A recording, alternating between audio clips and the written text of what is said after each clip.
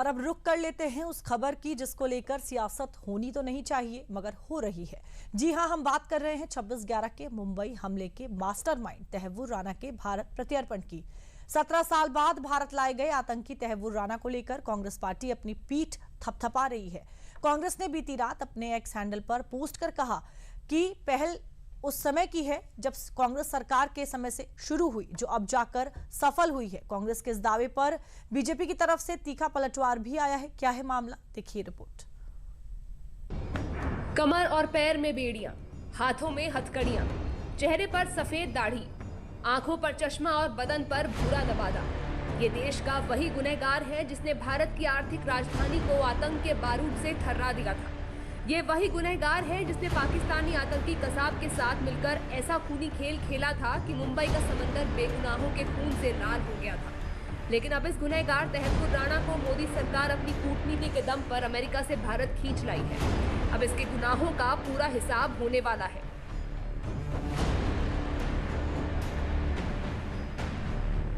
Delhi airport से निकलकर गुरुवार की रात ये गाड़ियां जैसे जैसे पटियाला हाउस कोर्ट की तरफ बढ़ रही थी, वैसे वैसे तहव्वुर राणा की जिंदगी की उल्टी गिनती कम होती जा रही थी।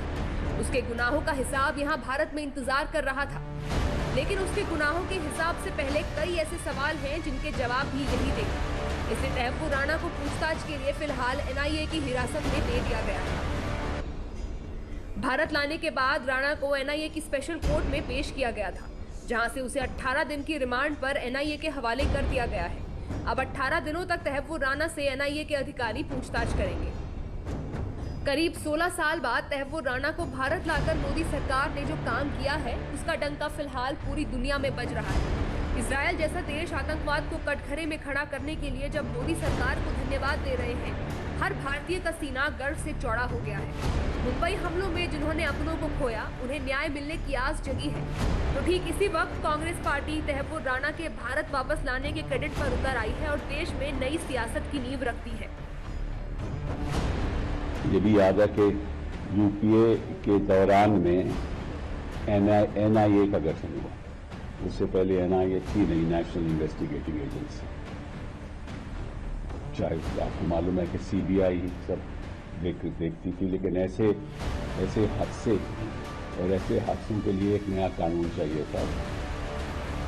और मुझे याद है कि उस समय मेरा ख्याल चिदम्बरम साहब होम मिनिस्टर थे, तो एनआईए का गठन हुआ।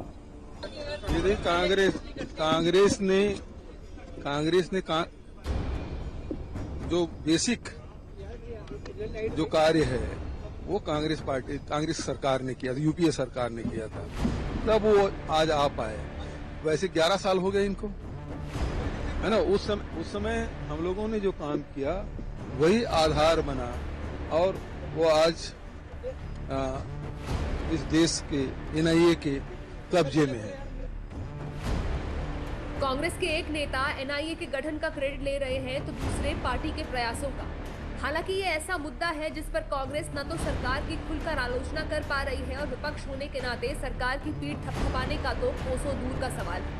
हाँ, लेकिन इसके बावजूद कांग्रेस क्रेडिट लेने की भरपूर कोशिश कर रही है, जिस पर बीजेपी का जोरदार पलटवार आया है।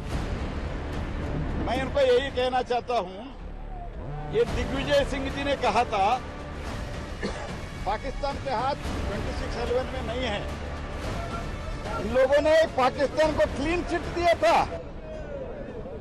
उनको बार बार राज्यसभा लाया गया। अगर उनका ओपिनियन कांग्रेस पार्टी नहीं मानते तो क्यों लाया गया? कांग्रेस पार्टी का 10 वर्ष मुख्यमंत्री थे, जनरल सेक्रेटरी थे। यूपीए कालखंड में बहुत ही प्रमुख मंत्री थे दिग्विजय सिंह, उन्होंने आरएसएस के ऊपर आरोप किया था। पाकिस्तान को एक तरह क्लीन चिट था वो। ऐसे लोग आज वो राणा को लाना का क्रेडिट ले रहे हैं। आतंकवाद पर जीरो टॉलरेंस है। हम जश्न नहीं मनाते हैं, हम कार्रवाई करते हैं। नरेंद्र मोदी कार्रवाई करते हैं, देश के लिए करते हैं, देश के अमन चैन के लिए करते हैं।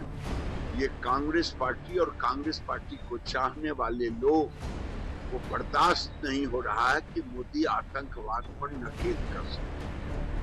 आपकी स्क्रीन पर ये जो लेटर दिख रहा है, यही है तहव्वुर के प्रत्यर्पण पर क्रेडिट लेने वाले होड़ की लीक, जिसको कांग्रेस के कार्यकाल में केंद्रीय गृह मंत्री रहे पी चिदंबरम ने गुरुवार को जारी कर देश को संदेश देने की कोशिश की कि तहव्वुर राणा का प्रत्यर्पण यूपीए सरकार की कठिन परिश्रम और रणनीतिक कूटनीति का परिणाम है। लेकिन क्या वाकई में हकीकत यही है? इसको समझने के लिए आपको शुरू से पूरी कहानी बताते हैं। मुंबई पर आतंकी हमला 26 नवंबर 2008 को हुआ था। तब देश में कांग्रेस की सरकार थी, लेकिन इस आतंकी हमले को लेकर तहव्वुर राणा पर कार्रवाई की शुरुआत साल 2011 में, यानी 3 साल बाद हुई। साल 2011 में भारत की जांच एजेंसी NIA ने तहव्वुर राणा के खिलाफ चार्जशीट दाखिल की थी। साल 2011 में ही 26/11 हमलों को लेकर तहव्वुर राणा को अमेरिका में दोषी नहीं ठहराया गया था। इसके बाद भारत ने 2019 में पहली बार डिप्लोमेटिक चैनल से राणा के प्रत्यर्पण की मांग की थी। 10 जून 2020 को तहव्वुर राणा की अस्थायी गिरफ्तारी की मांग की गई थी। फरवरी 2021 में भारत ने आधिकारिक तौर पर प्रत्यर्पण की मांग करते हुए अमेरिकी न्याय विभाग को नोट भेजा था। 22 जून 2021 को अमेरिका की संघीय अदालत में तहव्वुर राणा के प्रत्यर्पण को लेकर सुनवाई के दौरान भारत ने सबूत पेश किए थे। 21 जनवरी 2025 को अमेरिका की सुप्रीम कोर्ट ने राणा की याचिका को सुनवाई से इनकार कर दिया, जिससे उसकी प्रत्यर्पण प्रक्रिया का रास्ता साफ हुआ। फिर 14 फरवरी को पीएम मोदी की मौजूदगी में राष्ट्रपति ट्रंप ने तहव्वुर राणा को भारत को सौंपने का ऐलान किया था। कांग्रेस यानी यूपीए सरकार में तहव्वुर राणा के प्रत्यर्पण की कितनी पहल हुई थी, ये बताने के लिए इस केस में पहली बार दाखिल की गई चार्जशीट ही काफी है, जो 3 साल बाद 2011 में पहली बार दायर की गई। जब इतना बड़ा आतंकी हमला देश पर हुआ, तब देश की सरकार यूपीए की ही थी। ऐसे में ये जिम्मेदारी उस वक्त की सरकार की थी कि वो तहव्वुर राणा को अमेरिका से घसीटकर भारत की अदालत में लेकर आए और उसे यहाँ फांसी की सजा दिलाए।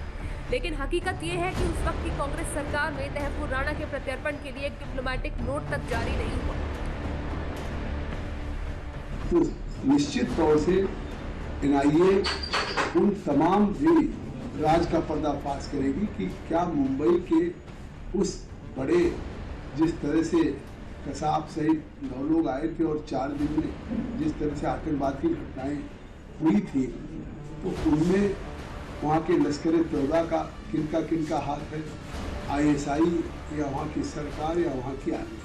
जो हमारे दिल पर बोझ था कि कसाब को तो हमने फांसी दी, लेकिन षड्यंत्र करने वाला अभी बाकी है, तो उसको भी यहाँ पर लाने का काम ये भारत सरकार ने जो किया है, मैं प्रधानमंत्री जी का आभार व्यक्त करता हूं।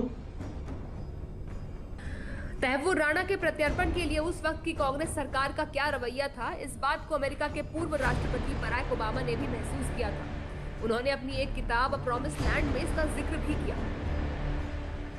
इसमें उन्होंने लिखा है कि पूर्व प्रधानमंत्री डॉक्टर मनमोहन सिंह मुंबई के 26/11 हमलों के बाद पाकिस्तान के खिलाफ कार्रवाई करने से बच रहे थे।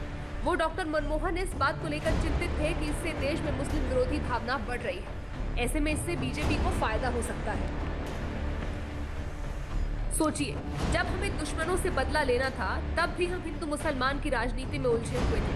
तहव्वुर राणा कोई मामूली आतंकवादी नहीं है। अगर वो नहीं होता तो शायद मुंबई पर 26/11 का आतंकवादी हमला भी नहीं होता। अब ऐसे में जब देश का गुनहगार भारत वापस लाया गया है, तो इस पर सियासत होना कितना मुनासिब है, ये आप तय करें।